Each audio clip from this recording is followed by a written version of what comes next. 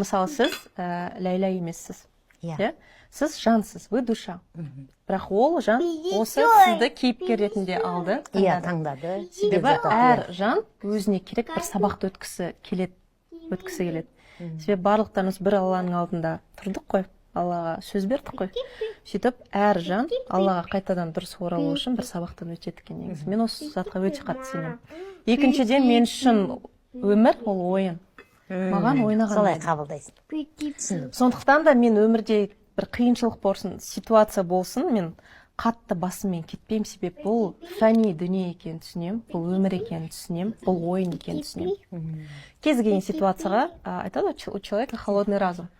Үшінші жақтан қарай аласың. Үшінші персонаж ретінде әр ситуацияға қарай аламын. Бұл өте дұрыс. Жүрекке жақын алмайсың. Біздің адамның болмысы жалпы өмір сүріп, таң атпай тұрып, тамақ ішіп, жұмысқа барып, келіп, біздің солмен шектеліп қалғанымызда әр жан ол бір миссиямен келген жан.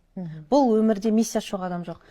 Дворды сыпырып жүрген адамның өзі үлкен миссионер. Егер ол адам жер бетінде болмаса, жер бір аптаға жетпей катастрофалық тұрғыда апокалипсис болады. Баланс. Бұл әлемде бір құмырсқа жоғалсыншы болды, ештеңе болмайды. Сондықтан да әр адам өте мықты тұлға, өзінің индивид екенін түсіну керек. Бұл өте маңызды.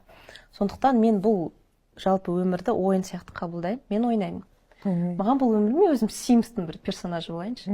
Егер маған бір нәрсе ұнамай, егер жолым болмай құласам, ештеңе етпейді. Маған әрдайым екінші шанс бар. Екінші шанс болмаса, үшінші шанс бар. Яғни 1000 құласам, 1001 рет мен тұра аламын. Егер Аллах тағала біреуге берген бақытты, ол да маған да бере алады ғой. Иә. Аллах тағала құлын бөлмейді ғой. Сен жақсы, сен жаман. Оның барлығы, менің ойымша, адамдық философия, өтірік әңгіме. Сен жақсысың, сен жамансың, мынау дұрыс бұрыс, өмірде дұрыс бұрыс дейтін нәрсе мен үшін жоқ. Шынымды айтайыншы. Мынау жақсы адам жаман, жақсы жаман дейтін нәрсе жоқ.